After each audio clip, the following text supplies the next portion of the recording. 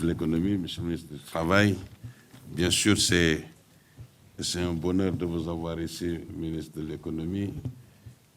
Vous êtes constituez un espoir pour le secteur privé. De par votre implication dans le passé dans le privé, nous pensons que vous connaissez les problématiques. Même si aujourd'hui, vous aviez dit beaucoup de « il faudra ». Bon, Monsieur le ministre, donc vous mesurez bien les choses à faire. Vous, de par votre expérience, vous connaissez les problématiques. Je pense, ça a été dit, ça a été redit, il se trouve quand même ici, au Conseil, depuis le début de cette session, en fait, nous avions parlé de tous les sujets que nous avons traités. Bon, il y a un fil conducteur, il y a un lien clair. Nous avions parlé de la modernisation de l'administration, nous avions parlé du PSE2, nous avions parlé de l'implication du secteur privé. En réalité, notre session d'aujourd'hui aussi va dans le même sens. C'est-à-dire, quelle est notre capacité en tant que pays de nous réformer, de réformer l'administration pour qu'elle soit qu'elle soit un outil qui doit participer à ce développement. Quelle complicité nous devons créer entre l'État et le secteur privé? Vous aviez dit tout à l'heure, pour finir vos propos, que le chef de l'État a une volonté très ferme de promouvoir le secteur privé national. Je pense que cette volonté, nous devons la traduire aussi pour nous d'une façon plus perceptible, plus visible. Parce qu'en réalité, tout ce que nous disons, les réformes nécessaires, la volonté de ceci, c'est la nécessité, en réalité, oui, de cette volonté politique claire, affirmée, de soutien, pas simplement dans la parole, mais dans les faits. Parce qu'aujourd'hui, si nous prenons même vous parlez de partenariat public-privé, des questions qui interpellent et l'État et le secteur privé dans le cadre de ce partenariat, on le trouve dans des projets de PPP, on le trouve dans les concessions, on le trouve dans les offres spontanées, ainsi de suite. Et toutes ces différentes mesures, si l'État décide, par exemple, si moi je dois faire une concession dans une offre spontanée de pont métallique d'un projet de 137 milliards, vous savez qu'on sait faire des ponts. On le fait. Donc, vous deviez au moins dire, vous, État, il y a cette offre spontanée de 137 milliards sur des ponts. Je vous connais, vous savez faire les travaux publics. Regroupez-vous et participez, par exemple. Ça, c'est exprimer une volonté d'une façon claire. Je m'en tiens à ça pour l'instant. Merci. Je voudrais vous encourager à poursuivre dans cette politique, allant dans le sens de la modernisation de l'agriculture, de notre agriculture. Parce que 80% de nos populations, quand même, vivent de l'agriculture. On ne peut pas donc se développer avec la houe et la daba. Il faut la moderniser. Je voudrais également vous demander de réfléchir sur comment organiser l'accompagnement du secteur informel qui est très vaste. Nous en avons parlé. Il faut que ce secteur informel tende vers la formalisation. Peut-être pas pour tout le monde dans un premier temps, mais vous avez dans ce secteur informel des entreprises, des petites et moyennes entreprises. Je ne peux peut-être pas développer, on aura le temps. Et la fiscalisation, comment l'élargir également pour que tout le monde contribue. Et je vais ensuite essayer de vous dire que notre constat dans notre pays, malgré les beaux discours, l'engagement de M. le Président Wade, qui est un engagement politique, partagé par beaucoup de gens. Malheureusement, les acteurs se rendent compte que dans la mise en œuvre de notre politique, tout le monde ne suit pas la cadence, comme vous avez l'habitude de le dire, Madame la Présidente. Il faut donc essayer de voir où se trouvent les zones de blocage. Parce qu'au niveau de l'administration, peut-être qu'on en discutera, le Président va en parler aujourd'hui, nous nous rendons compte qu'il y a beaucoup d'opportunités d'affaires, mais beaucoup de nos partenaires également sont découragés par simplement il n'y a pas le retour d'informations, où il y a des blocages à des niveaux que nous ne pouvons pas aujourd'hui déterminer. C'est pourquoi j'aurais voulu vous proposer de voir à votre niveau s'il n'était pas nécessaire de mettre en place un comité de suivi de notre économie, de notre politique économique, présidé par vous-même et l'ensemble des ministres concernés, avec la participation des capitaines d'industrie, le secrétaire informel et les autres, pour essayer au moins de temps en temps de réfléchir. Et je vais mettre une passerelle par rapport à ce que vous venez de dire sur la réforme du Code du travail. À notre avis, si nous essayons de réfléchir sur les contraintes liées à la compétitivité de notre entreprise, le facteur travail vient en dernière position. Essayez d'abord, vous l'avez dit, nous l'avons constaté, de réduire d'abord ces contraintes. L'énergie,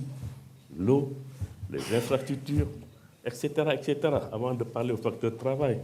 Ce facteur travail, si vous voulez en discuter avec nous, nous sommes disponibles. Il ne faudrait pas donc faire votre réflexion et essayer également de nous impliquer, parce que nous pensons que notre Code du travail aujourd'hui est très flexible. Le ministre du Travail est là. Vous ne voyez pas de perturbation en ce qui concerne les travailleurs du secteur privé. Si la compétitivité également passe par le respect des droits et le soutien également de nos entreprises en difficulté. Si nous sommes d'accord pour dire que c'est l'investissement qui crée les emplois, il n'en demeure pas moins qu'il faut sauvegarder, maintenir et développer les emplois existants. Il nous faut donc trouver des mécanismes pour soutenir donc ces entreprises qui battent de l'aile, où des travailleurs sont là, essayer de sauver l'outil de production, mais qui ne voient pas du tout l'État du Sénégal. Je vous remercie. Monsieur le ministre, ñun li ñu bëggoon wax rek mooy tey ku ne xam ne fii ci Sénégal ñun suñu ministère mooy ministère de la femme te bu yàgg am na ay ligne de crédit yu bare ci ministère boobu la dépendroon mais fi ñu toll nii dafa mel ne ministère bi mënatul sax financer lu mu war a financer gis nañ ni ministère de la femme léegi néew na doole trop puisque am na yu bare yoo xam ne fa lañ ko logé woon ay ligne de crédit te yëg jëlee nañ ko fa mu nekk feneen donc monsieur le ministre ñu nga mën a jàppale jigéenu Sénégal yi puisque nag ministère boobu dañ ci yaakaar lu bare xam nga ministre bu demee bay def ay organiser ay journée ak di def tournée bu demee ci àll bu fu mu dem rek ñu ngi koy yaakaar financement donc kooku foog ñu doolee laa daan gën leen a yokkal seen budget beneen bi ki des monsieur le ministre CNCAS dafa dagale woon paysans yi ñu ne dañu am benn ligne de crédit bi nga xam ni dañu ko loger CNCAS ñu koy wax AFD nga xam ni paysans ci Sénégal yépp ñoo ci am droit mais ligne boobu nag matériel agricole kese la doon financé te gis nañ loolu bi mu amee ba léegi loolu ligne boobu non seulement financement yi tàmbaleegul mais sax lancement bi sax ni ñu ko doon xaare ba léegi lancement bi defaguñ ko te yëg naa ni yaa ngi woon weekend bi Waalo xam naa ni ñàkkul ni paysans yi posé nañ la question boobu beneen bi ki des monsieur le ministre xëy na sax lii may wax ministre de l'agriculture laa ko waroon wax mais ñun li nga ñuy jàppale baykat yi subvention bi nga xam ni dañu subventionné engrais bi subvention boobu dañu bëgg ñu defal ñu ko commercialisation de riz li ñu ko doon subventionné ci engrais bi mu dem ci ceeb bi puisque nag engrais bi ñu subventionné fournisseurs yi dong ñoo ci gis seen bopp président bu fekkee dafa bëgg jàppale baykat yi et ñuy subventionné engrais bi nañu subventionné gerte gi wala ñu subventionné ceeb bi nga xam ni paysan bi foofu lay gisee boppam mais fi ñu toll nii fournisseurs yi dong ñooy gis seen bopp ci côté boobu te xam naa ni loolu wax nañ la ko bi nga fa demee bërki démb beneen bi ki des fi may kiiwee mooy compagnie sucrière dem nga visité ko bërki démb mais ku nekk xam nañ tey région Saint-Louis laa wax wala sax su ma neexee ma ni Sénégal dafa bokk ci entreprise yi nga xam ne ñoo gën a am doole fii ci Sénégal mais ñun Waalo ñun ñi nga xam ne ci ñun la dëkk amaluñu benn njëriñ vraiment chômage boo demee Waalo foofu la gën a ëppee te itam même ni ñu war a jàppale askan bi jàppale wuñu leen ko loolu aussi dafa war a président dafa war a xam loolu daal foofu daal laay yem. Madame la Présidente, Messieurs les ministres, je voudrais remercier vos collaborateurs et vous-même pour être venus répondre aux questions du Conseil économique et social. Madame la Présidente, l'appréciation que je porte par rapport au traitement qui a été fait du thème est que le thème a été bien cerné. Si nous observons au niveau du gouvernement comme ailleurs, les recommandations et les suggestions qui étaient faites par le thème je pense que nous atteindrons une bonne productivité. Et vous savez que la bonne productivité entraîne forcément la compétitivité parce que les deux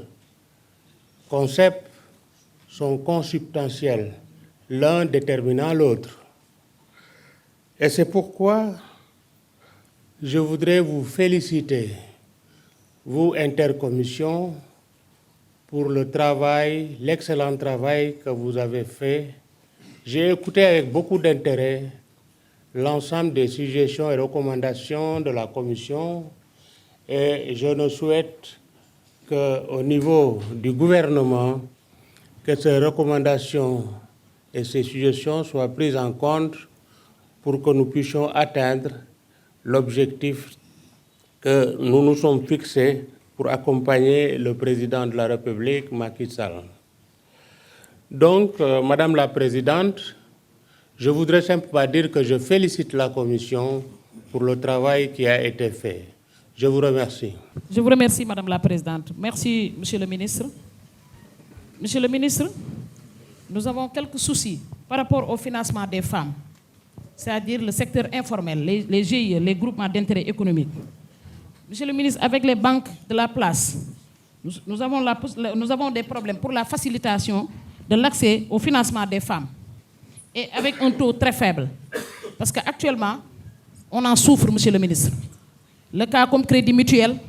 les autres banques de la place, les femmes sont en train de souffrir pour les financements. Donc, Monsieur le Ministre, quelle stratégie pouvez-vous mettre pour la facilitation de l'accès des crédits aux femmes, Monsieur le Ministre? Merci beaucoup. Moi, je voudrais pointer un certain nombre de points. C'est vrai, étant membre de l'intercommission, il y a des aspects peut-être sur lesquels je voudrais avoir un peu l'opinion en fait de Monsieur le Ministre. Dans ce contexte de la mise en place du PAP 2 et de la mise en place en fait de la ZLECA, nous avons proposé, c'est vrai dans le rapport, qu'il faut renforcer le financement des entreprises sénégalaises, mais il ne faudrait-il pas en ce moment-là procéder à l'évaluation plutôt des instruments financiers qui existent, parce que nous sommes en train en fait de franchir une nouvelle étape. Ne faudrait-il pas évaluer le fonctionnement du fonds 6, du fonds GIP, de la BNDE, parce que jusqu'à présent, il y a des difficultés liées au financement. Oui, c'est bien de renforcer, mais ne faudrait-il pas évaluer d'abord, identifier naturellement les difficultés avant de procéder au renforcement. Le deuxième élément, c'est lié à la paix sociale. Il n'est pas possible de garantir la compétitivité d'une entreprise si la paix sociale n'est pas garantie. Quelle politique, en fait, il faut mettre en place pour permettre, en fait, d'optimiser le capital humain, parce qu'il n'est pas possible que ce capital humain-là soit utilisé en fait à bon escient s'il n'y a pas la motivation. Et nous savons tous que dans nos entreprises, il y a parfois des difficultés. Nos collègues qui sont là, syndicalistes, peuvent le dire. Comment garantir la paix sociale dans les entreprises sénégalaises? Troisième élément, ne faudrait-il pas anticiper une réflexion sur la nouvelle monnaie? Éventuellement, en fait, on parle d'une nouvelle monnaie, l'ECO, qui devrait être utilisée au niveau de la CEDEAO. Ne faudrait-il pas en fait, par vos anticiper déjà une réflexion sur l'impact que cette monnaie pourrait avoir sur la compétitivité des entreprises en fait sénégalaises? C'est une question d'actualité. Je ne sais pas jusqu'à quel niveau et quand est-ce que sera mise en place, mais il est utile, en mon sens, d'anticiper une réflexion à ce niveau pour déjà peser, en fait, et pour ne pas dire mesurer l'impact que ça pourrait avoir sur la compétitivité des entreprises sénégalaises. Monsieur le ministre, la dernière question, c'est une phrase que vous avez prononcée que j'ai des difficultés à comprendre. Vous avez dit qu'il faut réduire la fiscalité individuelle et augmenter la fiscalité collective. Qu'est-ce qu'il faudrait comprendre par ça? Merci de votre attention. Président de la République, mu ngi def lu mu mun ak lu mu munul. Wante est-ce que population bi ñu ngi ko jàppale lu ñu ko war a jàppale? Mooy lan? Bu ñu jógee ñu ne réew mi waratuñu ci gaane leneen. Duñ lépp dañ ko war a xool ci biir réew mi. Ma gis ngeen bàyyi mbuus ndox yi ñu ngi lëmbale ci réew mi di yàq suñu xar yi dañu lekk mbuus yi mbuusu perméable yi duñu mën a suur duñu mën a jur mbuus perméable bi gis naa tamit même ndox bi bu mu towee mbuus yi dañuy fàtt tuyau yi benn ndox du dox ci àll bi itam ñu ngi xool di bàyyi nit ñi ñu ngi góor àll bi te ñépp xam nañu fu amul garab boo amee ndox tamit du bari dañu ko war a xoolaat dama bëggoon nag population bi mu gën a bëgg gouvernement bi réew mi lu ñu wax ñun nañ dem Allemagne nañ dem Singapour lu tax mënuñu def tout lu nga xam ne loolu lañu ci gaane foofu ñu defar ko ci réew mi am nañu réew bu nga xam ne am nañu ndox bu ñu béyee mu dox bu ñu sàmmee mu dox bu ñu nappee mu dox wante bu ñu ajee ci nguur gi rek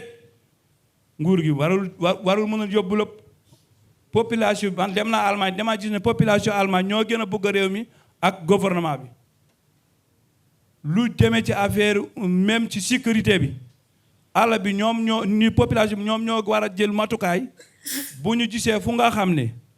lu yàq mu ngi foofu ñu signalé ko ñu def ci ay jéego comme que population bi nag ñu ngi xoolaat seen bopp pour réew mi dox. Bonjour Monsieur le ministre. Quelques questions à vous poser. La première, vous avez beaucoup parlé de la diaspora. En ce moment, beaucoup de difficultés de transfert de fonds, d'argent au niveau de Libreville, au Gabon. Beaucoup de nos compatriotes ont ce problème-là, il y a à peu près 6 mois. Je pense que c'est au niveau de la Banque centrale qu'on nous a dit, au niveau des banques, en principe, entre Libreville et Dakar. Et c'est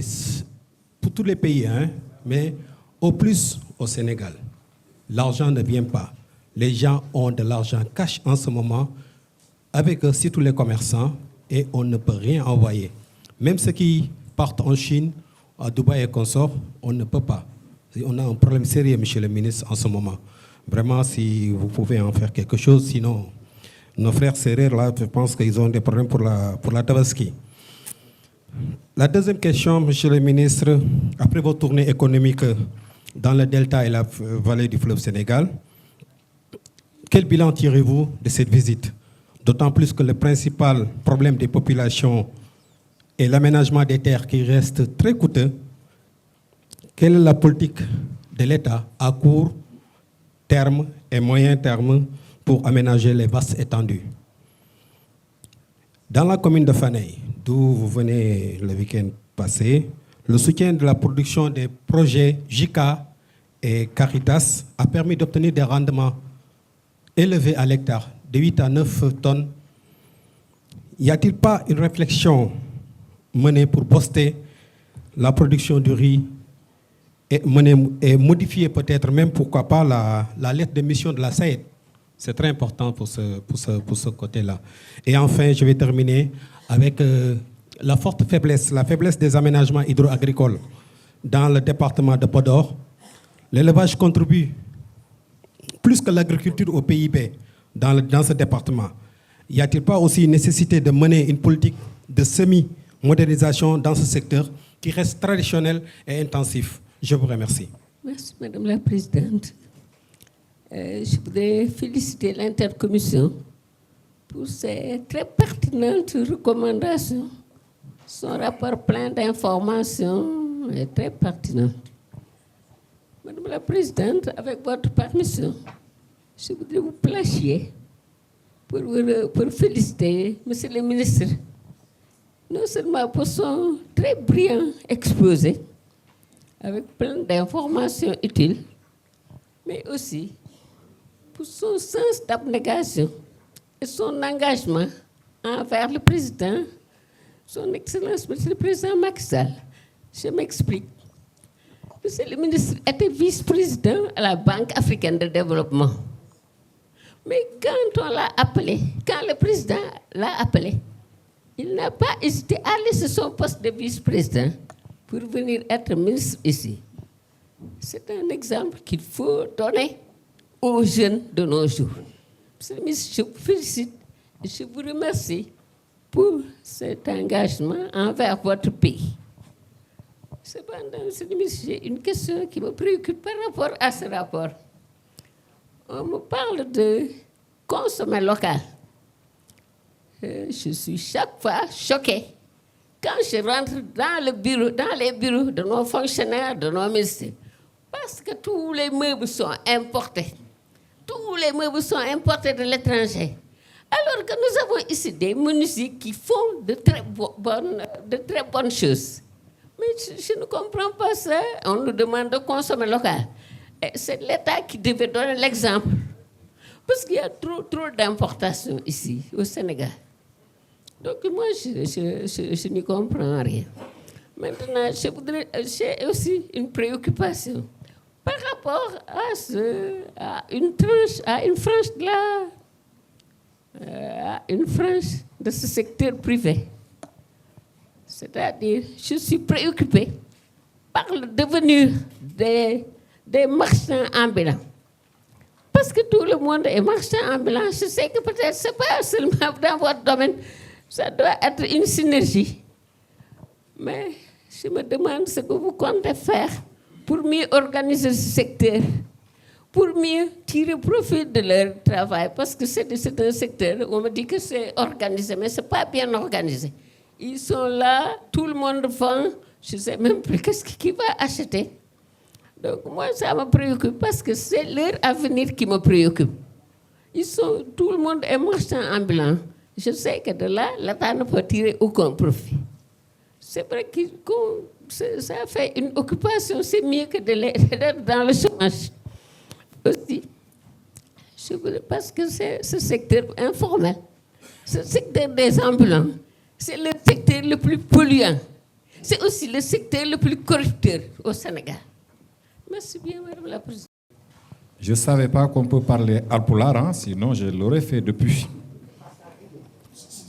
Monsieur le ministre,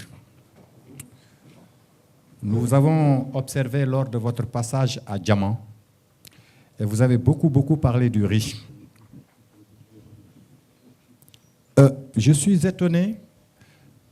qu'on consomme énormément de riz au Sénégal, alors que les Sénégalais prennent le riz importé. Ils sont prêts à manger même le riz en caoutchouc, on dit, et ils oublient notre riz. Mais je crois que le problème, c'est sur le raffinage, sinon la transformation du riz. Puisque les gens disent que notre riz, là, il n'est bon que pour faire le sombi. Donc, ce qui veut dire qu'il y a la transformation qui reste. Puisque ailleurs, on nous dit que c'est la meilleure qualité de riz. Donc, ils laissent la meilleure qualité et ils veulent prendre la mauvaise qualité. Donc, moi, je crois qu'il faut le voir. Quitte à faire comme vous le faites avec les oignons. Il arrive un moment où vous bloquez. Quand ils n'auront plus vu notre riz, peut-être ils vont manger le riz du Sénégal, notre riz national.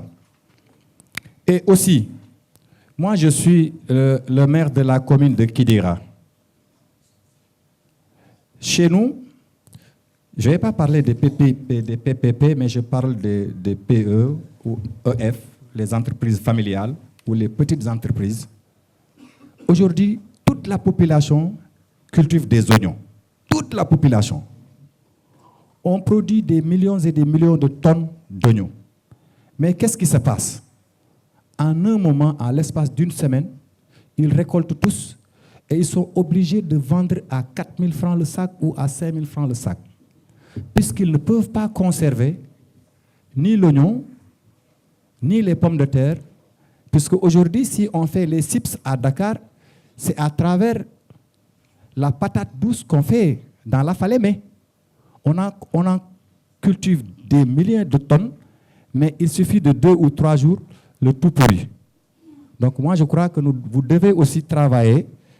sur la conservation pour que ces gens, au moins, puissent conserver leurs produits jusqu'au moment où les prix sont chers. Puisque moi, je vois les oignons, par exemple, qui viennent ailleurs. On peut les conserver pendant 6, 7 à 8 mois. Mais alors que l'oignon qu'on cultive, soit dans la Falémé ou dans la vallée, ça ne prend même pas une semaine et ça commence de pourrir. D'où nous saluons le fait que Puma, aujourd'hui, programme de mettre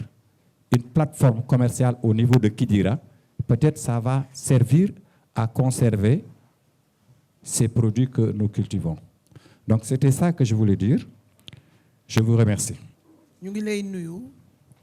di la gërëm ci parole bi nga ñu jox waaye it ñu ngi kontaan di féliciter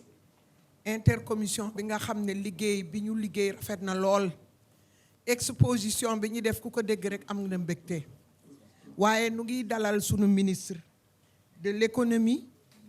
du plan de la coopération, di dalali ministre bi nga xamante ne mooy sunu ministre de travail te à chaque fois rek mu ngi ci sunuy côté bu jëlee kàddu ku toog ci salle bi rek di nga kontaan. xam naa exposé yi li mu laal dafa bari pour le monde rural. dégg naa fi labellisation,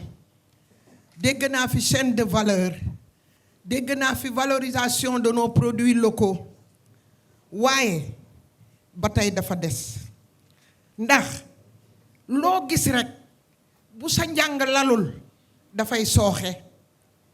mu amit lu ñu wax formation des femmes et des hommes dafa am solo ndax nun ñiy béy ku ñu jàngalul nu nuy dence,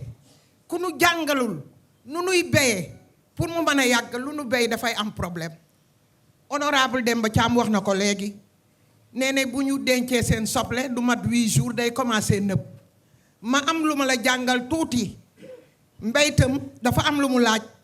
nañu wàññi engrais yi ak produits chimiques yi di jéem a béy loo xam ne day sell, ça sera durable. même boo amul foo ko denc mën na toog lu yàgg door a nëb. mais fi may waxe mooy man dama bëggoon jigéenu kaw gi ni nga xamante ne noom lay féliciter l'amicale des femmes de la ARTP ñu ngi def lu am solo. ñu ngi fekk jigéenu kaw yi fa ñu dëkk tabaxal leen ay salle informatique di leen jàngal nga mën a jaay sa produit en ligne, mën a def ay commande en ligne, mën a def ay échange. nañ leen féliciter te nañu ñaan te monsieur le ministre yu mel noonu ñu jàppaleen su lu bari. wax nañu fi mbayu gerte nawet ñu ngi séentu nawet gisaguñu nawet yal na yàlla sunu borom indil nu ndox mu sedd. mais boo demee marché léegi jënd gerte gu tooy ay jigéen ñoo koy produire des tonnes. fi ñu jële pomme de terre tey la ñu def gerte ñor na. maa ngi ñaan ni ma dégg kenn ku ne naan ñëw nga sama localité nga seet dans la zone de Niayes lañ fay def am na solo. damay yem foofu madame la présidente jërëjëf. Madame la présidente, monsieur le ministre, chers invités, honorables collègues, je félicite notre collègue Wardini pour la pertinence de son exposé et félicite le ministre pour son intervention. Oui, beaucoup de recommandations, mais je pense que pour réussir tout cela, nous devons revoir et renforcer nos heures de travail. La ponctualité aussi dans le travail. Maintenant, je voudrais lancer un appel à notre secteur privé national à être plus efficace et de revoir le retard sur les délais d'exécution. Dina sawara wax aussi ci coupe de bois bi honorable Moussa Sow doon wax buñ koy wax de manière irrégulière waaw mais dañu constater aussi monsieur le ministre que depuis 2 ans permis bi état daan jox exploitants yi forestiers yi dañ ko arrêté mu daan dugal ay milliards yu bari ci keesu état bi dëgg la arrestation bi benn moment li ko waraloon mooy li xewoon Ziguinchor ba faa bayoon mais aussi il faut que ñu xam ne dafa am bois artisanal bois mort bi nga xam ne nii warul mën a des ci àll bi tout le temps ndax moom mooy créer daay bi donc war nañu mën a accompagner n'est-ce pas système bi xam niñ koy doxalee mais bañ a arrêter permis yi nga xam ne nii dafay dugal ay koppar ci keesu état bi ci topp aussi daay gi aussi bu ñu bëggee mu wàññeeku bant bi nga xam ne nii dafa nekk ci biir àll bi doon bois mort artisan yi gën ko yittewoo war nañ ko mën a génne. Donc je pense que il est temps à ce que li nga xam ne nii moo doonoon mesure boobu tey ñu teggi ko pour que quand même artisanat au Sénégal mën a yëngu. Sinon secteur la boo xam ne nii dans le cadre de la menuiserie mi ngi commencé am ay jafe-jafe, donc loolu bokk na ci li ko waral. waxuñu nag bant bi nga xam ne nii day dund bu tooy ñu di ko dagg, loolu vraiment ñu ngi koy condamner fermement, waaye ñi ngi ñaan vraiment que état mu teggi mesure boobu et que li nga xam ne nii mooy finance bi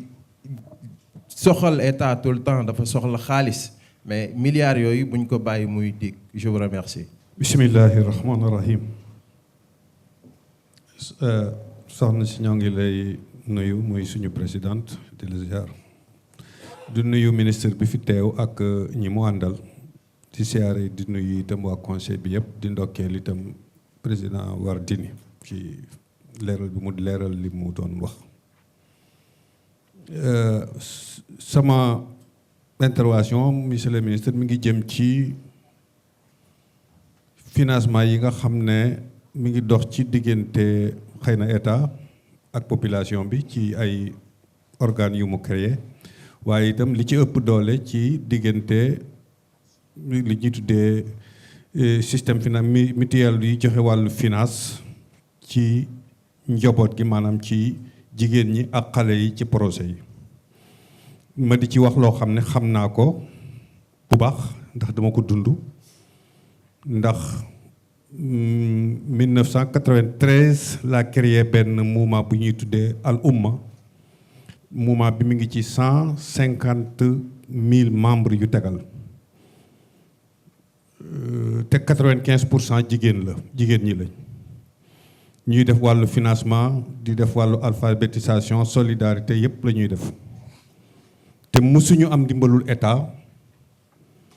bu lu jógee ci état ñëw ci ñun. te diggante 2013 ak léegi rek ci pexe yi may def mënuma ko wax fii, waaye financé nañ 90 millions yoo xam ne man maay jël sama alal dem di wuti ay garantie ci institution yi pour mën a jox jigéen ñi financement dimbali leen. kon li may bëgg a wax lu ma xam la te ñaar fukki at ak juróom benn maa ngi ci te kenn fayuma, dama ko bëgg di ko def ngir yàlla. li may wax mooy ngeen bàyyi xel mutuelle yi ak ñi ñuy jox xaalis 100,000 francs 200,000 francs da ngay gis intérêt 18%, 20%, 22%, 25%, 30% lépp a ngi am ci biir. dafa mel ni xëy na banque centrale limité wu ko, xamuñu te jigéen ñi danañuy sonn ak i jafe-jafe boo leen bëgg a wax ne sax lii ëpp naa jël ñoom nañ gëmm jël ko parce que xëy na bàyyiwuñu lekk seen kër wala ñu ngi leen di coupé ndox wala courant. donc pauvreté bi ñuy jàpp ne war nañ leen ci génne, kuñ ci lebal 6 mois wala 12 mois nga war ko fay, bu jeexee 2 mois yu mujj yi mbaa 3 mois yu mujj yi da ngay lebi ñaani pour fay ko, mais diig nga. donc pauvreté bi ba tey liñ leen di jox ci crédit mënul génne nit ñi ci pauvreté. li intérêt yi banque yi teg bari na, liñ leen di jaarale métti na te daal amuñu ci pexe. loolu ñu bëggoon ngeen xool seen bët ci liggéey boobu. beneen bi mooy financement yi ñu ngi koy joxe waxtu ne yal na yokk, naw nañ ko lool, wante itam gis nañ ne génnewul nit ñi ci pauvreté. tey lañ ko gën a soxla, ki nga ko jox tey bu jeexee tey wala balaa jeex mi ngi gën a xóot nekk ci kàmb. kon yan système la ñu war a mën a tëralaat xoolaat ko ba financement yi ñu tëralee ko anam boo xam ne bi dina mën a suqali nit ki durablement mu sax ba buñ ko joxee mu mën a continuer def liggéeyam. moom dañ koy jox lu doy wala dañ koy former wala dañuy former doomam ci njàng wala former doomam ci métier, waaye ñu seet nuñ ko mën a tëralee ba ñiñ koy jox buñ leen ko joxee ñu mën a génn ci jafe-jafe, waaye toujours dëkk ci jafe-jafe dëkk ci financement te ngay gën a diig, loolu jar na xoolaat. benn bi ci des mooy wàllu mbay àll bi. ñu jàpp ne bu fekkoon ne suufu baykat yi kenn ku nekk suuf si nga am, état bi dimbale na leen ñu am titre foncier, dana am titre foncier day dal di nekk doole garantie ci banque yi, ñu banque yi gën a wàññi seen taux d'intérêt. baykat bu nekk boo amee sa titre foncier ci sa suuf, bu ko état bi yombaloon da nga mën a am garantie boo xam ne mbay moo bëgg a mbay xëy na dana yombal nga am financement ci banque yi. loolu itam ñu doon ko ñaan ñu bàyyi ko xel buñ ko mën a def beneen bi ci des benn mbokk wax na ko léegi mooy dund ci li ñuy bay muy ceeb bi man ay at a ngi nii du ma lekk ceebu bitim réew ceebu Sénégal laay lekk moo gën a gaaw a rees moo gën a baax ci nit politique bu ñu war a def nag ba Sénégal yi gëm ne lii dañ ko war a lekk bu war a diire bu war a métti day métti ñu takk seen biir ba ceeb du jógee bitim réew ba ñëpp tàmm ko bu ñu ko defee rek ñëpp dinañ ko lekk. Merci Madame la Présidente. Félicitations Monsieur le Président, rapporteur et tous les membres de l'intercommission. Bienvenue Monsieur le Ministre. Merci de l'analyse faite sur le thème. Madame la Présidente, je voulais féliciter Monsieur le Président de la République. Pourquoi? Parce que son vœu sur le Sénégal, au-delà de l'émergence, il veut que le Sénégal se développe. Et il sait que pour que le Sénégal se développe, il faut un secteur privé fort. C'est pour cela, Monsieur le Président, en faisant la recomposition de son gouvernement, il a donné la charge du secteur privé au ministère de l'économie et des finances. Donc, nous demandons au ministre de se rapprocher du secteur privé parce qu'ils sont en train de faire un bon travail. Le secteur privé sénégalais se regroupe. Je parle sous le contrôle de M. Baïdi Agne. Il est en train de regrouper toutes les organisations patronales du Sénégal. Donc, avec un appui du gouvernement, le Sénégal pourra avoir un secteur privé fort. Monsieur le ministre, messieurs les membres de l'intercommission, étant membre de l'intercommission, je ne devais pas revenir sur une recommandation. Mais j'ai vu sur la recommandation numéro 6, poste 17, on parle de promotion de banques de développement. Moi, je dirais une création de banques de développement. Pourquoi une création de banques de développement? Parce qu'à ce que je sache, au Sénégal, c'est la BNDE qu'on appelle banque de développement. Les procédures qui régissent la BNDE et les procédures qui régissent la SGBS, CBAO et autres, ce sont les mêmes procédures au sein de la BCAO. Donc, ce n'est pas ça une banque de développement. Monsieur le ministre, réfléchissez-en. Créons une banque de développement au Sénégal pour que cette banque peut financer l'investissement des PME-PMI. Parce que sans le financement des PME-PMI, il n'y aura pas d'émergence au Sénégal. Sans le développement du secteur industriel sénégalais, il n'y aura pas de plein emploi au Sénégal. Ce n'est pas possible. Et ça, je vous dis que les PME-PMI en souffrent. Les PME-PMI en souffrent. Il n'y a pas de financement du tout. Si vous regardez le service contentieux de la BNDE, presque la quasi-totalité des clients de la BNDE sont en contentieux. Donc, il faut que vous le revoyiez. Monsieur le ministre, ma dernière question, c'est vous demandez la mission du Fonds de dépôt et de consignation. Si le Fonds de dépôt et de consignation a pour mission de financer les PME-PMI, vous les demandez de les renforcer parce qu'ils regroupent, ils sont en train d'avoir beaucoup d'argent. Je ne sais pas vraiment leur mission, mais vous devez faire de telle sorte que le Fonds de dépôt et de consignation participe au financement des PME-PMI. Je vous en remercie. Merci. Salam alaikum, Madame la Présidente. Nous sommes nuyu di la dalal jàmm fii ci conseil bi yàlla dogal na bi nga ñëwee ak tey maa ngi fiy dogal jël parole xanaa rek di la defal ñaan comme ni ko ñëpp ñaanee confiance bi président am ci yow ba indi la fii yàlla na gis lu kawe njortam di la wax ni aussi conseil yi am nañ ci yow yaakaar di la joxe ci yóbbante sénégalais yu bari ku ma ci dajal mu ni nang ma nuyul présidente Aminata Touré wax na la sénégalais yu bari ñu ngi lay sant di la gërëm monsieur le ministre ñu ngi lay nuyu di nuyu monsieur le ministre du travail. Monsieur le ministre, comme temps bi dafa gàtt dama ñëw directement rek ci secteur de pêche bi nga xam ne man fa laa féete ñu am ay jafe-jafe yoo xam ne ci wàllu financement tey ci marché central yi nga xam ne ñoo ne ci Sénégal soo limee fu mel ni marché central au poisson wala marché central au poisson bu Kaolack wala marché central au poisson bu Touba ma cité ñetti yooyu rek muy marché yi gën a mag tey jigéen ñi dañuy am ay jafe-jafe parce que secteur de la pêche bi soo xoolee tey 55% yëpp ay jigéen lañu 30% yi nekk ay jeunes. tey boo ñëwoon marché au poisson 4 heures ci fajar da ngay gis ay moto yoo xam ni da nga naan fii xëy na président mooy bëgg a ñëw ca ñooñu ay yu si leen yoo xam ne dëkkuñu ci réew mi dañuy yor ab xaalis di ko lebal jigéen ñi parce que bu ñu la lebalee 10 000 francs su 11 heures da ngay fay 13 000 francs muy jafeñ-jafeñ bu métti jigéen ñi nga xam ñoo nekk marché poisson muy loo xam ne nag wax dëgg yàlla ñi ngi sant le président la dugalal na ci loxoom parce que DER bi ñi ngi sant le Pape Sarr directeur entrepreneuriat ñu koy sant parce que 2 milliards le président waxoon ñu dugal ko ci secteur bi alhamdulilah dugg na waaye dañ ko def nu woon national Sénégal yëpp ñoo jot ñu def leen ay 300 000 ñi ay 250 000 am na solo ci loolu waaye des na ba léegi parce que tey loolu day peut-être ci prix jën bi parce que jigéen ñi bu ñu lebee xaalis boobu intérêt bi ñuy tegal huilier bi dañ koy tegal ci prix jën bi day tax sénégalais bi ñu koy jaay jën bi da kii tey bu ñu waxee ni dañuy béy di dunde muy ceeb munoo lekk ceeb kese ceeb amul sans jën ceebu jën plate national Sénégal ceebu jën la kon nañ ci sóoraale aussi jën yi donc loolu bu ñu amee ay financement dañu mën a gën a parce que li ci gën a nekk doy waar mooy tey da ngay jën bi day tuuru fii Sénégal nga dem ci quai de pêche bu Yaraax wala nga def fu mel ni Saint-Louis wala nga def fu mel ni Mbour ñu koy jaayee keesu jën bi 1000 francs lan moo tax suñu amantey ay chambre froide yoo xam ne dañu koy def ci quai de pêche yi tey bu jën bi yombee ñu mën ko denc foofu su ëllëgee su jën manqué ñu mën ko jël di ko yóbbu ci Sénégal yi parce que liy tuuru ci jën tey ñi ngi sant yàlla parce que suñu xoolee 2012 ak tey 2011 ñu ngi nekkoon ci capacité 400 000 tonnes tey ci 2018 bii ñu ngi nekk ci 500 000 tonnes 300 kon jën bi ngi yokk bu baax mais parfois dañ dul am fu ñu koy denc ba su baree ñu mën koy boo liggéey ñu mën ko jox Sénégalais leneen li ci des it muy problème boo xam ne dañoo ori bërki démb mu ci affaire impôt yi bërki démb jeudi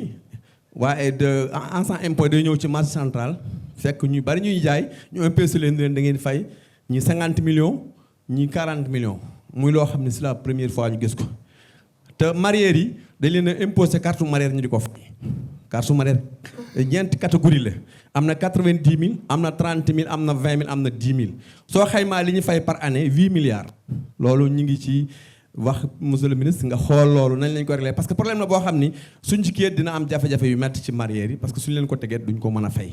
leneen li ci des may remercier bu baax madame la présidente donc di wax ne rek monsieur le ministre ñun ñu ngi tàllal loxo ñun secteur de la pêche parce que tamit président dañ koy féliciter bu baax parce que yëkkati na ñaar fukki milliards def ko ci pêcheurs yi mool bu am machine gaal dañ lay may 1 million yëkkati waat ñaar fukki junni silet sauvetage def ko ci sécurité géej gi yëkkati 8 milliards def ko ci essence gaal yi yooyu yëpp mu yoo xam ne site de transformation ak quai de pêche yi ba ci camion frigo yi lépp président def na ko mais am na lu des ñu ngi leen sant di leen gërëm merci. La présidente. Monsieur le ministre, je vous remercie pour votre exposé et je me réjouis des réformes que vous avez annoncées. Je ne reviens pas sur la fiscalité pour un peu permettre au plus grand nombre de supporter la pression. Sur le Code du travail, il y avait quand même un projet en cours, c'est un acte uniforme sur le droit du travail qui visait à doter les pays de l'OHADA d'un même droit du travail. Est-ce que l'État est toujours sur ça ou bien nous souhaitons réformer le Code du travail qui nous régit au plan national? En ce qui concerne également le secteur privé, oui, l'organiser, je crois que c'est une excellente chose. Je crois qu'il faudrait peut-être les amener d'abord, dans le cadre de cette réorganisation, à parler d'une même voix, parce que nous avons quand même un secteur privé éparpillé entre plusieurs organisations, ce qui, à mon sens, les affaiblit un peu. S'ils pouvaient parler de la même voix, ce serait une excellente chose. Une autre réforme, je veux dire que vous n'avez pas évoquée et que je crois qu'on devrait quand même engager, c'est l'énergie, le secteur de l'énergie. Monsieur le ministre, nous avons vu que depuis quelques années, la production est libéralisée, mais pas la distribution. Est-ce que nous devons continuer avec ce système d'une Sénélec, je veux dire, comme une grosse machine qui pose plus de problèmes à l'État qu'il n'en résout? Est-ce que il ne serait pas temps quand même, à l'image des télécommunications, de libéraliser la distribution en ce qui concerne l'énergie et en ce qui concerne l'eau d'ailleurs, parce que nous avons connu récemment donc, je veux dire, des échanges en ce qui concerne l'attribution du marché de l'eau. Est-ce qu'il ne serait pas temps de créer plusieurs sociétés de production et de distribution de l'énergie et de l'eau pour un peu quand même, je veux dire, rendre un peu plus, je veux dire, accessible ces secteurs-là? La dernière chose, je vous ai entendu sur les instruments publics de financement de l'économie. Je ne vous ai pas entendu sur les instruments privés, les instruments commerciaux. L'accès est difficile, c'est clair. Mais ce qui est encore plus difficile, monsieur le ministre, c'est payer. Parce qu'un opérateur économique peut faire un prêt, mais, je veux dire, les accessoires du crédit, les intérêts, les agios, les commissions, sont tels que, ayant emprunté une unité, on risque de payer 2 unités. Est-ce quand même, il ne serait pas temps de regarder un peu également cet aspect-là, parce que le secteur privé, la banque commerciale, reste un peu, je veux dire, le principal financier de l'économie. La dernière chose, c'est l'artisanat. Je crois que Mme Baké l'a soulevé. Les importations tuent l'artisanat, monsieur le ministre. Qu'est-ce qu'il faut faire? Depuis des années, nos amis menuisiers, nos amis cordonniers, parlent, se font entendre, mais rien n'a été fait, à mon sens, je crois, ou bien je ne suis pas informé. Est-ce qu'il ne serait pas temps quand même de prendre à bras le corps les importations pour permettre à notre artisanat un peu de souffler? Je vous remercie pour votre aimable attention. Banque yi ñu wax man dafa am li may dund Amadou Xor xam na ci dara man ay groupement laa yor musuma politique fanweeri at maa ngi yor ay groupement am na journaliste yi ma xam ñooñu ba sama kër 5 jours bu nekk damay toog juróomi téeméer jigéen maa ngi ci banque bi maa leen di lalal di leen jox waaye inter bi dafa bëri inter bi bëri sonn nañu jigéen ñi soo gisee ndaw ñi tam sonn nañu amuñu fu ñu mun a jaar xale góor yi kenn du leen jox financement banque jigéen ñi la ñuy jox jigéen ñi xamuñu dara ndax ku jàngul financé woo ko boo ko financé conseillé woo ko nu mu yoree xaalis bu teggee def ci posetam ndeyale dañ leen war a balaa ngay financé nit danga koy conseillé nu muy téye xaalis waaye ndeyale yi nañ ko bàyyi jigéen boo jox xaalis ñi ndeyale ko mu jël luñ ko joxoon yépp dem joxe ji boobu financement du dem Ndeye Saly mu ngi liggéey macha allah bu ministre bu ko jàppalee yàlla mi ma téemi département Sénégal dina dem te Amar Xor nee ne moom nekkul département Pikine rek Sénégal lépp la nekkal keroog bu mu wootee waa Yomb Seen mun na fii laa màggee waaye nekkuluma département ñëpp laa nekkal fii pesa teg tànkam foofu laay teg sama tànk yàlla na yàlla la fal cat yàlla na yàlla jàppale mboolum jullit merci. Monsieur le ministre, d'abord bienvenue, je m'associe aux Dalal Jamm qui vous ont été adressés. Nous qui sommes de la vieille école, nous sommes en train de réapprendre. Depuis les fameuses crises économiques et les crises financières, nous avons enfin compris que l'économie et la finance qu'on pouvait réellement les séparer. Félicitations donc à Monsieur le Président de la République qui a eu le flair de séparer l'économie et la finance. Nous sommes en ce début de 21e siècle et votre département porte sur ses épaules l'axe 1 du plan Sénégal émergent, transformation structurelle de l'économie. Je disais donc que nous sommes retournés à l'école parce qu'en économie, nous connaissions des noms comme Smith, Pareto, Marx. On se rend compte maintenant que toutes ces théories, je ne dirais pas qu'on peut les mettre à la poubelle, mais on ne leur fait plus confiance. Il y a une nouvelle économie qui est arrivée, je dirais même que nous sommes dans un nouveau monde. Dans un nouveau monde où la part des biens économiques, des biens matériels dans l'économie se réduit de plus en plus. Avec l'arrivée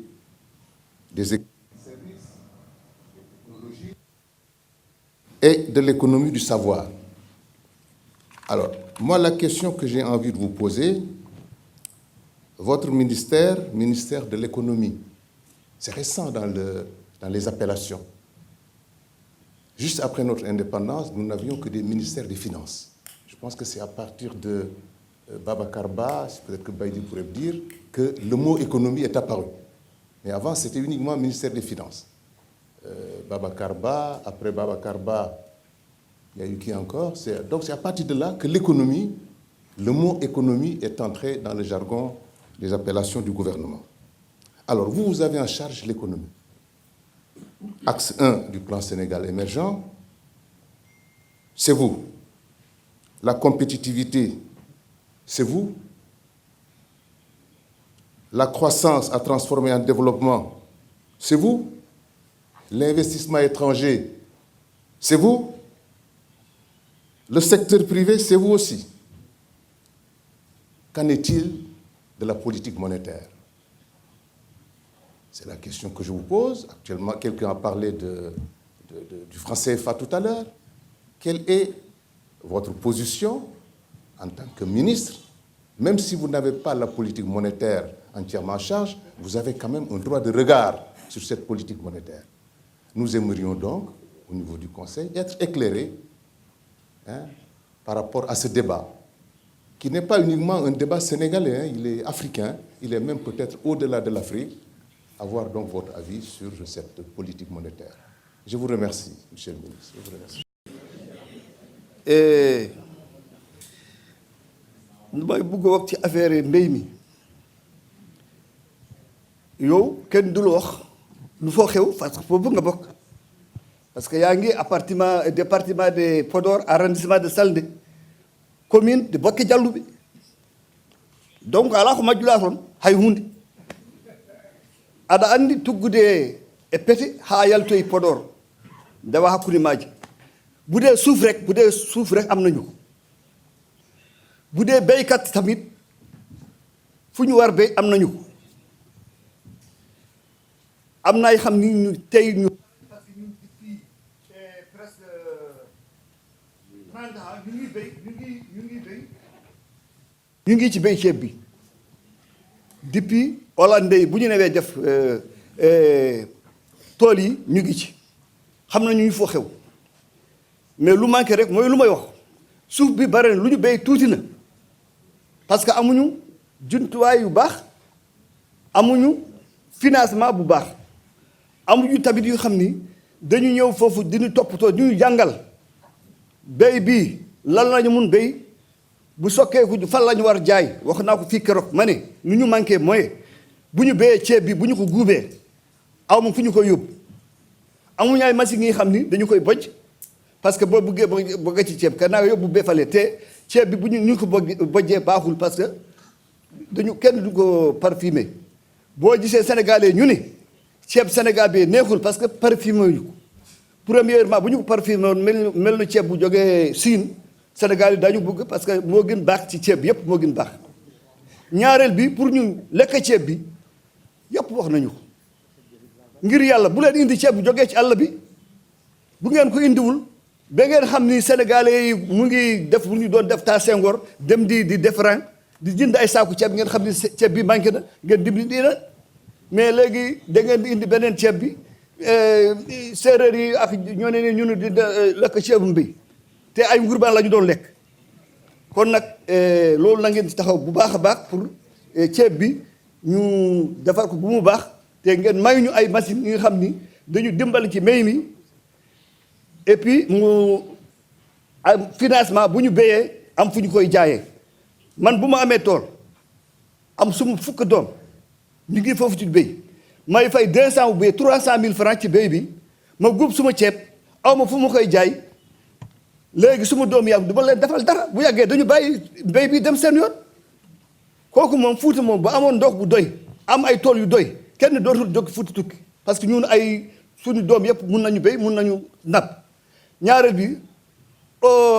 Île à Morphil Pod xaw ma la Saint-Louis ba Bakel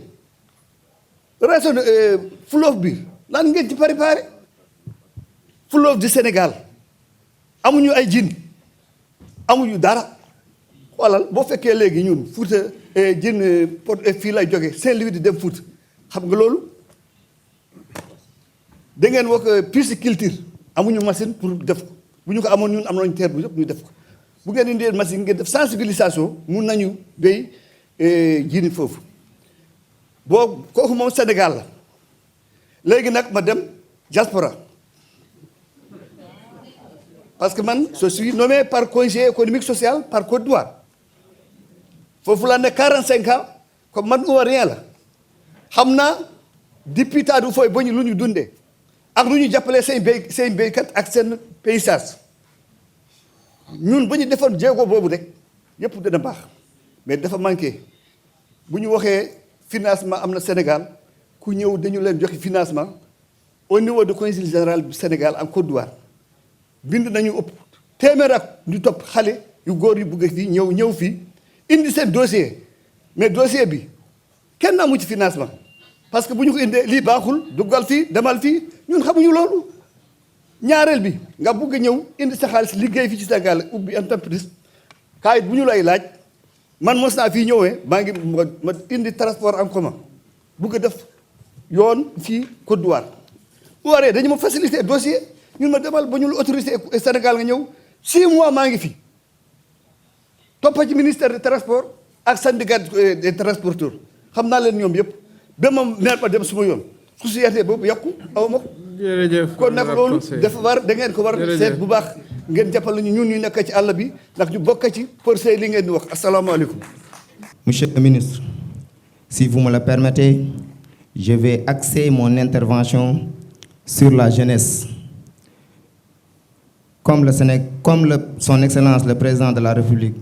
l'a si bien compris au niveau du PAP 2, en faisant cette jeunesse une priorité. Et comme vous le savez aussi, les préoccupations de la jeunesse sont très importantes. Mais la principale préoccupation, c'est le problème de l'employabilité des jeunes. Monsieur le ministre, les jeunes n'ont pas d'emploi. Et ce phénomène n'est plus maintenant, je peux dire, qu'un simple phénomène, mais une réalité dans notre société. Et je pense bien, les demandeurs d'emploi au niveau de la jeunesse, c'est 200 000 demandeurs par an, alors que l'État ne peut pas satisfaire cette demande. Et que les demandeurs d'emploi aussi n'ont pas une très bonne formation adéquate, adaptée aux réalités des entreprises privées. Donc je pense bien qu'il est impératif de revoir la formation des jeunes en vue de mieux les insérer au niveau du secteur privé. Je ne vais pas y revenir au niveau des recommandations, monsieur le rapporteur, mais si vous me le permettez, monsieur le ministre, je pense bien, concernant le problème de l'employabilité des jeunes, il est impératif d'accorder une part significative à ces entreprises à la commande publique, favoriser une politique de sous-traitance des grands travaux de l'État à l'endroit des PME et PMI, et enfin, établir une fiscalité plus adoptée et favorisant leur inclusion. Donc, je vous remercie. Merci. dama bëgg ñu xam ne opérateur économique la def naa 35 ans extérieur entre New York ak Europe dama gis soo jëndee fii conteneur marchandise boo demee moom New York bu eggee su fekkee marchandise bu ñu nangu mu dugg la ñaar rek lañ lay laaj su fekkee am nga nombre social sécurité sa copie sa passeport facture bureau boo egg dee douane génn dem da ngay indi fii conteneur nga dem si transitaire bi mu laaj la lu war a mat 10 millions ci conteneur pour exemple rek ni ma lay wax mu laaj la 10 millions nga fay ko alors bu conteneur bi génnee bon bi mu lay indil nga gis la mu fay trésor ay 3 millions et quelque 7 millions yi fu mu dugg kenn xamu ko kon nag dañoo bëgg ngeen defal commerçant yi facilité boo xam ne nii ku egg mën a dee douane génn nga xam ne li ngay fay da nga koy def directement ci trésor xam ne fii la dugg mais joxe sa 10 millions yi jox la bon 3 millions xamoo la jël fa mu dugg kooku lës la ci suñu xel à part loolu bi ma jógee di politique pour man am lu ma naqare moo ma tax a doon politicien ndax man dama yaakaaroon ne njiitu industrie laay doon wala ma nekk njiitu société ndax lu laa optoon di liggéey te nag ne état Sénégal di amee ay partenaires yu baax ne la opérateur économique yi di amee ay partenaires yu baax andi naa fi benn partenaire liggéey naa ak moom lu mat 200 pour war a taxawal fi benn usine ministre bu la jox rendez-vous du ko respecté soo ko bëggee gis doo ko mën a gis ngeen fermer seen porte yi waxuma la ne damay nettali rek li xew ndax dañu ko dund dama dem ba sama partenaire yu dañoo mujj gedd keroog bi muy dem $36,000 la yëkkati may ma ko te ma mënumaa liggéey waa Sénégal parce que ñu respecté rendez-vous kon nag ngeen war ñu dimbali ubbi seen porte yi bu baax ba opérateur économique yi am accès ñëw ci yow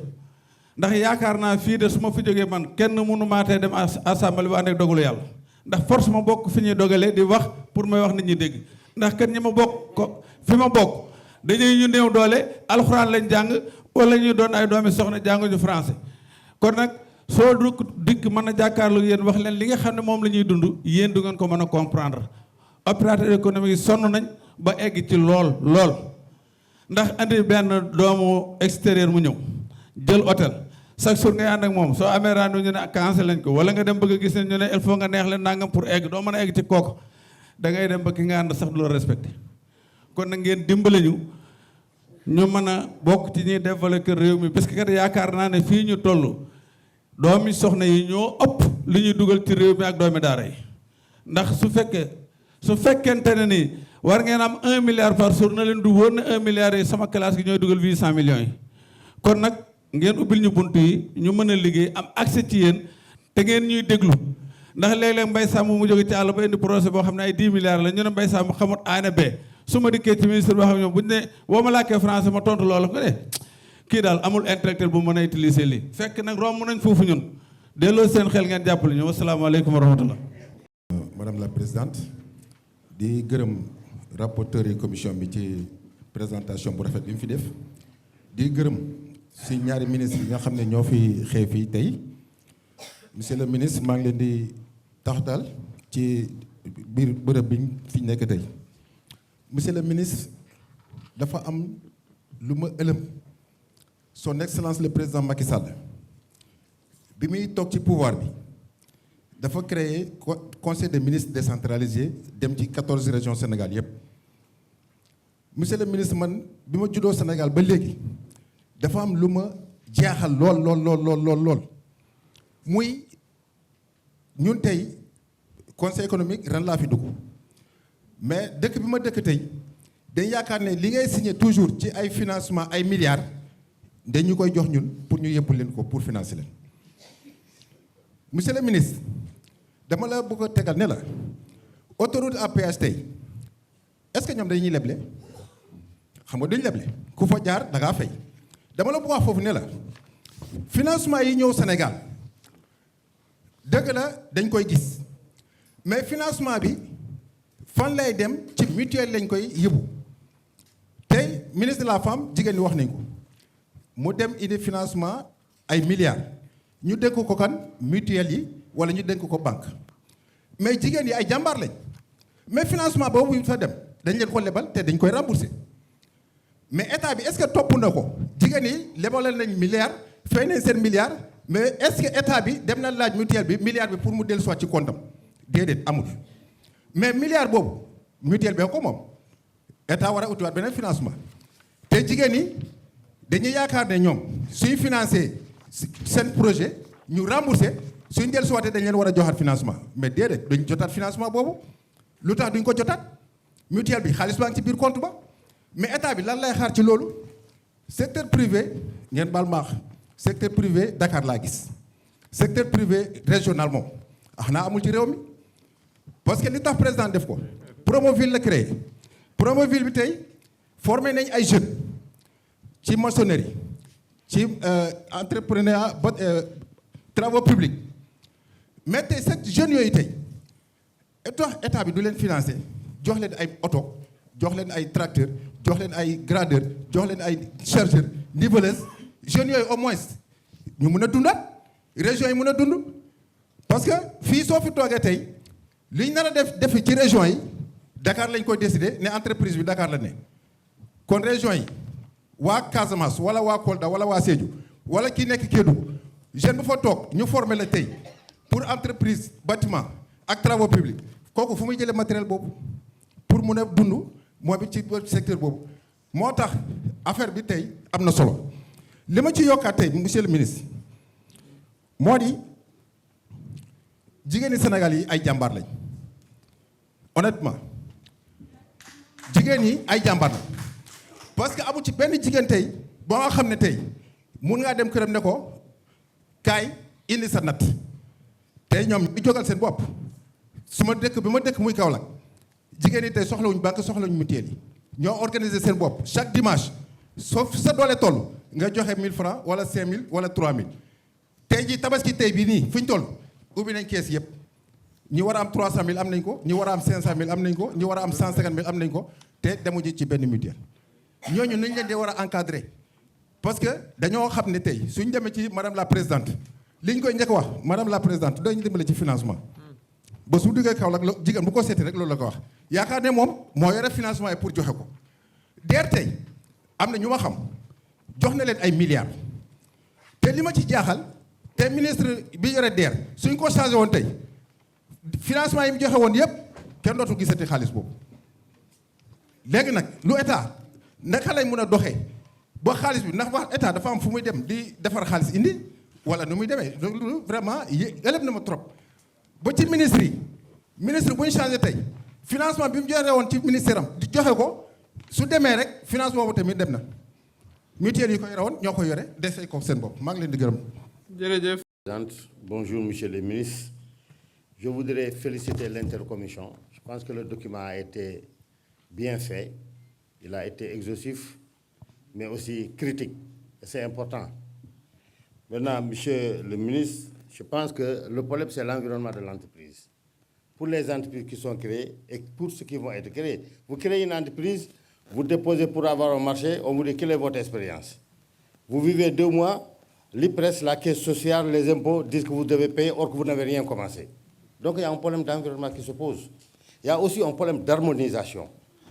au niveau de l'État d'abord. Parce qu'on parle d'entreprise aujourd'hui. Il y a d'autres secteurs, d'autres ministères qui sont impliqués. Le ministère de la Justice, du Commerce, etc. Donc il faut qu'il y ait une harmonie. Mais aussi une harmonie entre, comment dirais-je encore, l'association ou bien la fédération des entrepreneurs et aussi les syndicalistes. Je pense qu'il faut qu'on le règle. Mais l'autre aspect important, monsieur le ministre, au Sénégal, quand on parle d'entreprise, on ne pense qu'à une entreprise qui fait du lait, du sucre, de l'eau. Le sport. Dans le DSP, lorsqu'on crée la Ligue professionnelle, l'étude que l'État avait fait avec la Fédération sénégalaise de football, on avait dit qu'il y avait possibilité de créer 1500 emplois directs, je dis. Mais jusqu'à présent, ça n'a pas été intégré. Ce qui est pour le football, l'est pour le basket et pour les autres disciplines. Aujourd'hui, même en matière d'équipement, les équipements qui sont confectionnés ici au Sénégal, ça a une grande valeur. Or que les gens préfèrent aller en Chine acheter des maillots ou bien des blousons qui ne feront que 2 mois ou 3 mois. Donc aujourd'hui, il y a un problème d'environnement qui se pose. La BN2, c'est une bonne banque, c'est bien, mais elle n'est pas partout, elle n'est pas à Saraya. D'ailleurs, lorsque le Navetan faisait avec la DER, avec les 500 millions que la DER a donné, on a voulu que la BN2 soit une domiciliation, mais la BN2 n'est présente qu'ici à Dakar ou bien dans les capitales régionales. Donc là aussi, c'est un problème qu'il faut régler. De mon point de vue, il faut quand même qu'il y ait aussi une orientation des bailleurs. Il ne faut pas dire aux bailleurs seulement, allez-y, investissez dans les routes, dans les laits. Mais il y a d'autres aspects, d'autres segments de la vie du Sénégal qui pourront de manière que ça va contribuer au développement, ça va créer des emplois. Je vous remercie. Madame la Présidente, nous ngi lay nuyu. Monsieur le ministre, ñu ngi lay nuyu di la sant di nuyu aussi sa collègue boobu nga dendal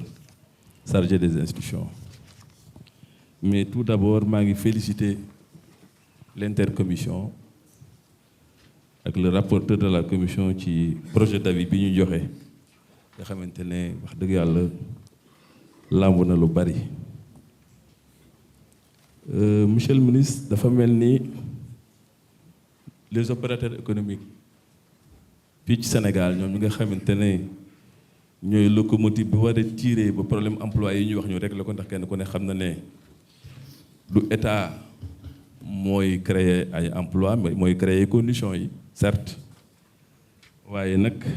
opérateurs économiques yi ñooy embaucher nit ñi. boo xoolee tuuti ci ginnaaw dem ba bi ñuy jël réew mi nga xamante ne le président Senghor defoon na lu mel ni ay compte K2 amoon na lu ko waraloon ndax booba réew mi dañu doog a jël te ñëpp yem mën nañu wax ne bari ñu doole. ñu jóge ci loolu dugg ci ay jafe-jafe ay instruments structurels yoo xamante ne nguur gi mën naa wax ne talatul sax keneen ku dul boppam. loola jeex. yàlla def président Macky Sall ñëw indi ay idées yu baax yu am solo tombeek nag li nga xamante ne moom la ñuy wax mu yaakaar ju dugg mu situation bi ñuy wax ci pétrole bi yal na ko yàlla yeggaleeg jàmm te Sénégal gépp mooruloo ko ci kaw jàmm. ba tax na loolu bu fekkente ne am na ñuy xoolaat lu mel ni le code minier gis taxawaay yi ci am ñu impliquer le secteur privé ci ay façon am na ay réew yoo xamante ne le président Agne wax na ko def nañ taxawaay boo xamante ne ci seen législation fexe nañ ba duggalaale ci biir le secteur privé ndax xam nañ ne amuñu doole amu ci benn secteur privé wala boog opérateur économique ci Sénégal fii wala ci yu ma mën a yu ma xam yoo xamante ne passé wuñu téeméer yu mën a génne 100 milliards ci réew mi kon njaboot gu ci nekk ni nga toll noonu nga war a mën a xoolee sa njaboot nañu toll kon bu ñu bëggee associer le secteur privé sénégalais il faut que ñu accompagner leen de sorte que textes yi ñu dugal leen ci biir am na ci ay réew yu ko réussir yoo xamante ne mënoo investir foofu te boolewoo ko ak les opérateurs économiques yi nga xamante ne mooy les nationaux kon loolu buñ ko corrigé wul problème emploi bii dañ koy wax waaye duñ ko mën a régler parce que secteur privé sénégalais bi amuñu lu mooy Sénégal mënuñu toxu ku ci am dara fii nga koy investir le secteur privé étranger ku ci am dara bu sottee da nga koy génn sa réew kon loolu tamit lu ñu war a xoolaat la ndax gis naa ne échec bi ci wàllu woowu li ko waral ndax bien que tiré nañu traîné nañu locomotive ba tàyyi mais mënuñoo egg dañu adossé woon ay banques classiques yoo xamante ne nañuy liggéeyee ak ñun mooy nga indi ay garantie mag mu toll ni man wala keneen ku toll ni sama âge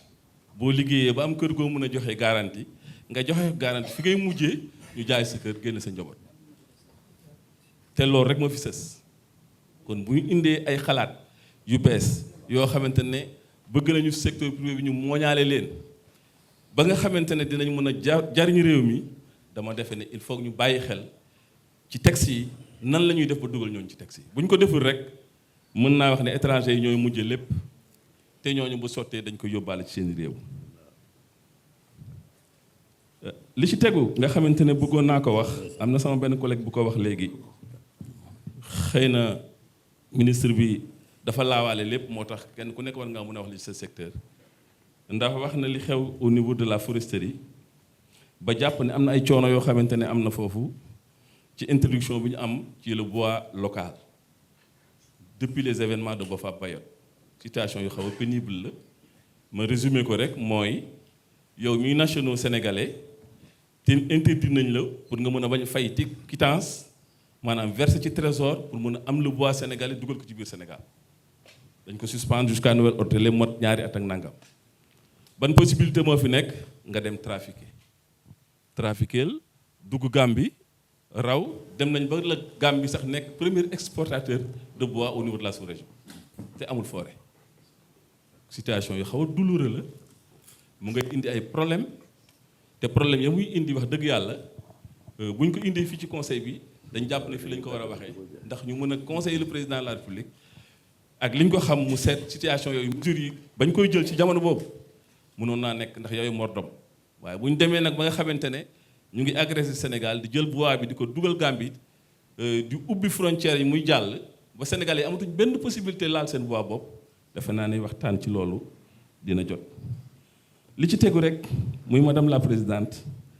ñaan yàlla projet d'avis bi nga xamante ne président commission présenté na ko ak rapporteur am buñ ci dugalee observation yi ñu def defe naa laal nañ secteur yëpp kon nañuy bàyyi xel ne avis yi nga xamante ne moo jóge fii ci conseil économique social ñi ko fiy jox kenn ku ci nekk ku fi wax ku ne secteur ba nga jóge yàlla def na président de la république natt na ba xam ne ñooñu yëpp yaa ngi di représenté nga ñëw toog fii kon ku fi wax rek bu ngeen ko déggoo bu baax rek am na lu muy wax te am na ñu muy wax kon nag bu ñu jëlee avis yi jox leen ful la jox leen fayda lépp am solo wasalaam. Merci madame la présidente. Monsieur le ministre maa ngi lay nuyu bu baax di la wax dalal jàmm ci conseil économique di nuyu monsieur le ministre aussi chargé des institutions maa ngi lay nuyu bu baax a baax di féliciter waa intercommission bi seen liggéey rafet na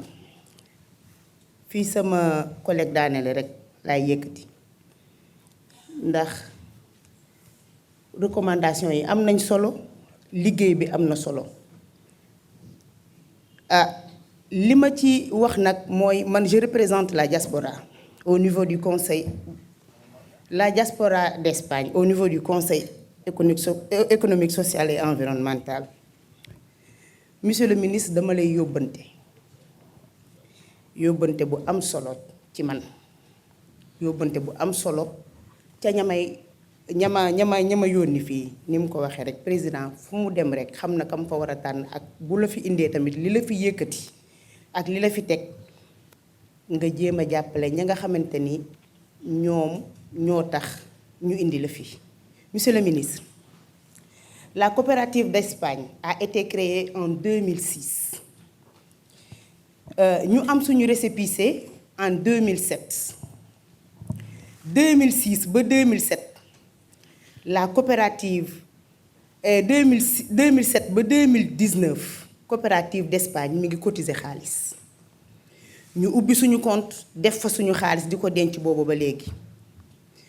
Le président de la République su déggee sama wax ji may wax dina xam ne Awa Cheikh Mbengue ba tey mi ngi ci mbirum coopérative bi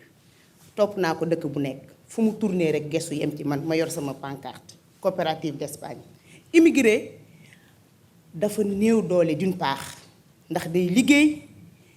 di jàppale waa Sénégal bëgg a jariñu fa mu nekk mu yor fa ay difficulté am bëgg bu ñëwee fii lu yaas teggeeku ko mu am fu mu dëkk. ñun ñaanuñu xaalis ñaanuñu benn aide économique xam nga lu ñu bëgg une assiette foncière pour ñu mën a tabax suñu logement yooyu nga xamante ni moom la ñu envisagé depuis 2006 ba léegi li may wax nii j'ai des preuves buntu bu nekk xam nañ ma ci fu nekk déposé naa fa ku nekk wax naa ci ak moom.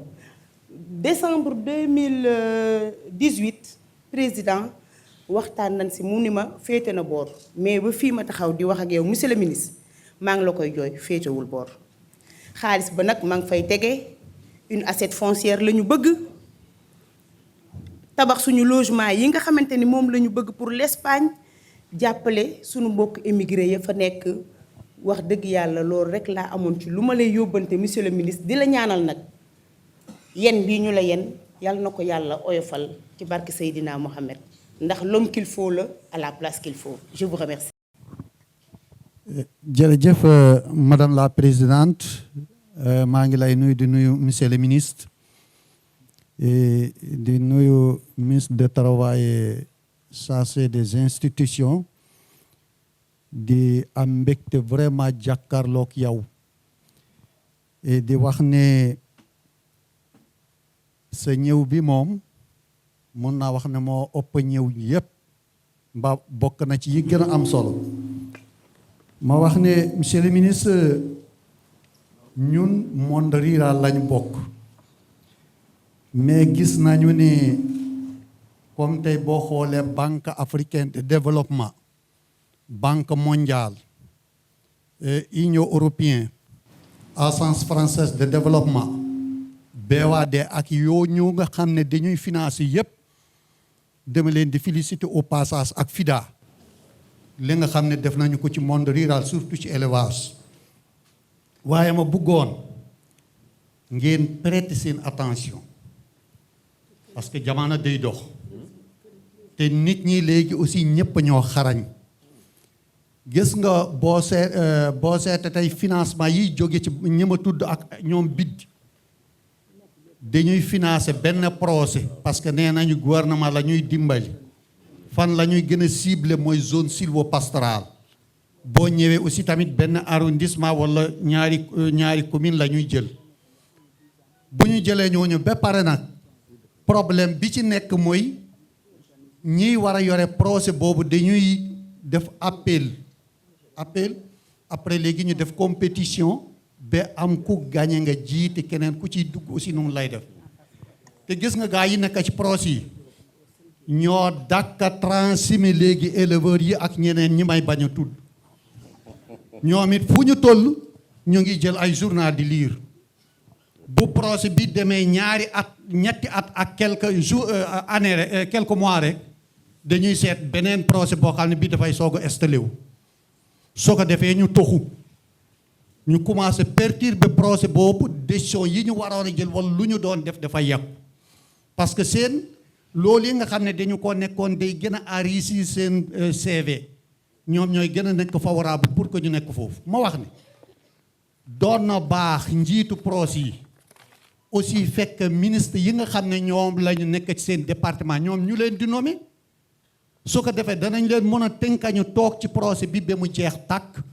fen leneen lu ñuy wuti ñu soog koo wuti waaye bu fekkente ni yow da ngaa nekk fii bu bi commencé ba sori rek nga ne ko fa ñukk nga daw jëm ci beneen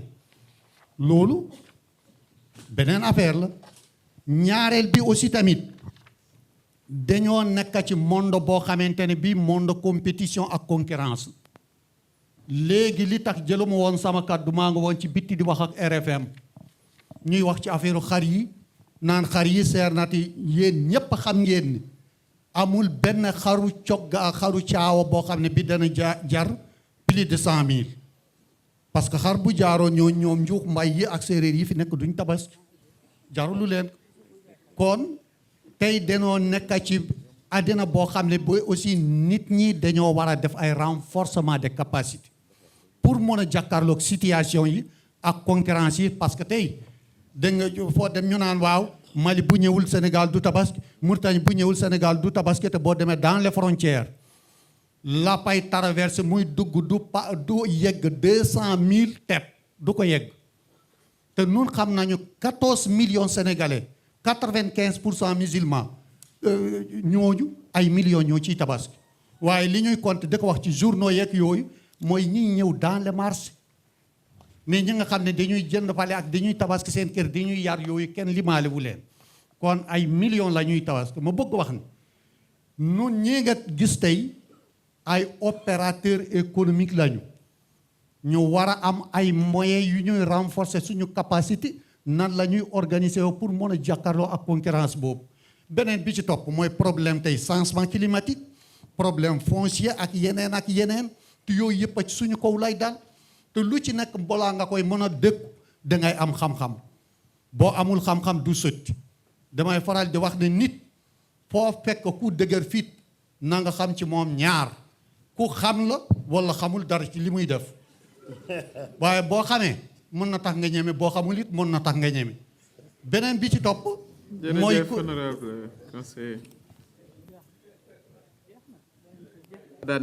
voilà bon donc beneen bi ci topp mooy fi ñuy war a daanale wax nañ ko sànq gis nga problème foncier problème fondamental la au Sénégal nun moins de 200 000 kilomètres carrés la ñu am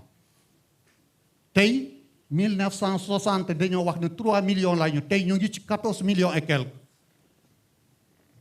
moins 200 000 kilomètres carrés yooyu seetal li ci occupé ak li disponible noonu tey bu ñu demee ñu wax nit ki kaay ñu jox la suuf nga garanté ko banque dañu koy jël organiser ko defaraat ko da nga jaar fi ñu war a jaar yëpp am kayit morcelé ko di ko jaay looloo am Thiès laa dëkk